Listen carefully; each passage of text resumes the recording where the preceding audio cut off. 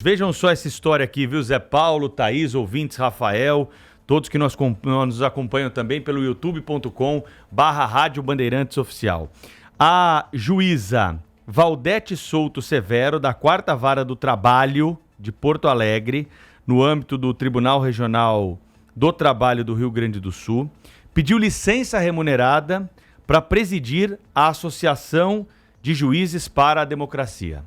Ela quer continuar recebendo os vencimentos como magistrada, mas não vai atuar como magistrada. Ela vai atuar como presidente da Associação de Juízes para a Democracia. Diz que a missão é muito difícil, exige muito. São juízes de esquerda, né? Eles têm muito trabalho mesmo. De esquerda ou de direita não é, acho que não é nem o cofre, não, mas eles são de esquerda. É uma constatação, eu não estou sujeito, é uma constatação. O importante aqui é que ela foi autorizada pelo órgão especial do TRT a se afastar das suas funções pelo prazo de 2 anos. Então vai receber lá a quantia, a remuneração de um juiz do trabalho, mas não vai para audiência, não vai receber processo. Segundo o tribunal, a decisão foi devidamente fundamentada na presença, inclusive, de um representante do Ministério Público do Trabalho. E o caso agora chegou ao Tribunal de Contas da União, que entendeu que a licença da juíza desfalca os quadros da magistratura do trabalho, integralmente custeados pela União Federal, com prejuízo aos cofres públicos a partir da prática de ato administrativo nitidamente irregular. Então, ela não vai conseguir nada do Tribunal de Contas, Pedro. Sabe por quê?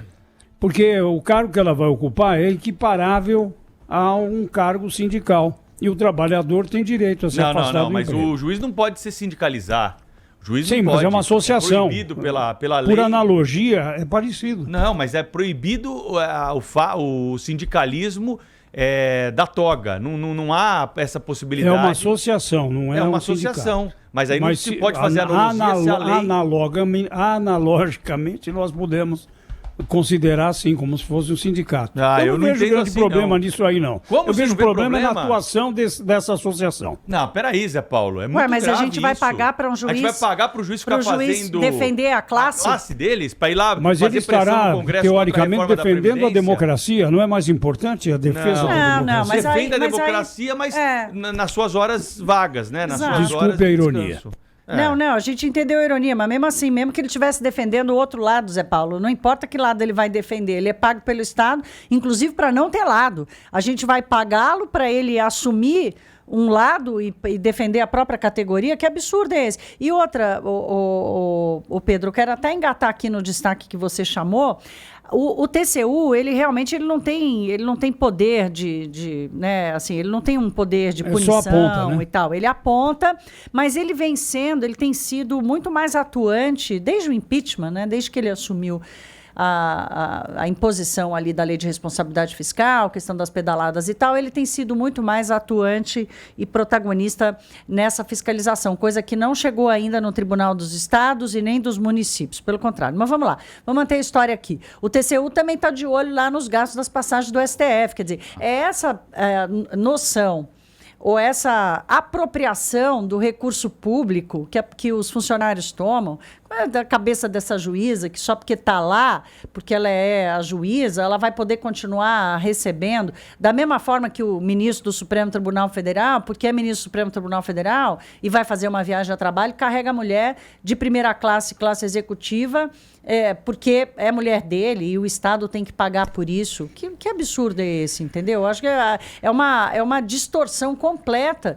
do que é o dinheiro público. Não tem direita, esquerda, defesa de um lado ou de outro, não. A gente, quando paga imposto, a gente não escolhe. A gente não escolhe nem se a gente quer mais segurança pública ou educação ou saúde, porque não chega mesmo, ainda mais agora nós vamos ter que bancar pela escolha partidária ou corporativa isso tem de um funcionário nome, público? Você já tocou nisso muitas vezes, né? Isso tem um nome, é patrimonialismo. Patrimonialismo, né? exato. É a confusão do privado com o público, né?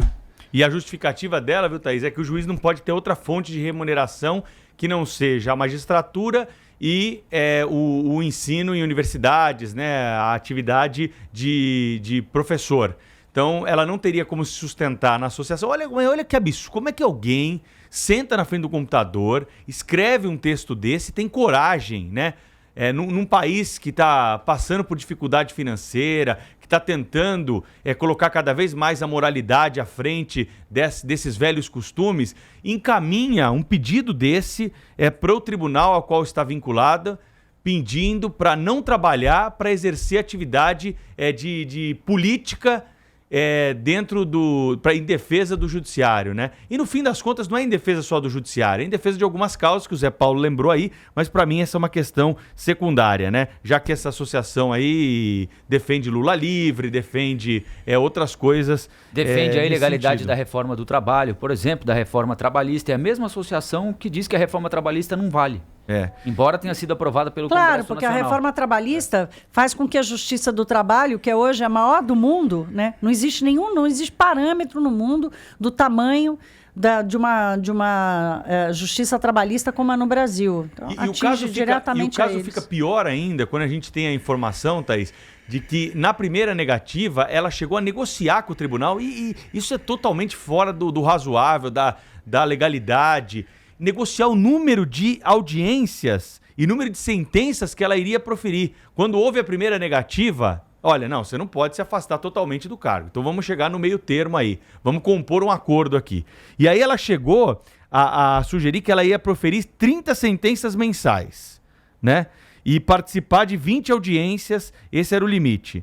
E aí o tribunal disse, não, é muito pouco. Olha que nível que nós chegamos, né, na Justiça do Trabalho do Brasil. A negociação de quantas sentenças um juiz tem que dar. O juiz tem que dar quantas sentenças chegar na frente dele. Não existe essa história de você limitar o número de audiências. Né? Que é isso? Isso é uma brincadeira o que aconteceu. Agora, Pedro, nós estamos chamando a atenção para esse caso aí da juíza gaúcha, né?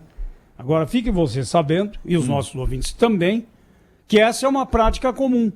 Todos os presidentes de associações, sejam juízes, delegados de polícia, promotores públicos, defensores públicos, são afastados sem prejuízo das vantagens do cargo. Não é só ela, não. Para mim, isso é um escárnio, né?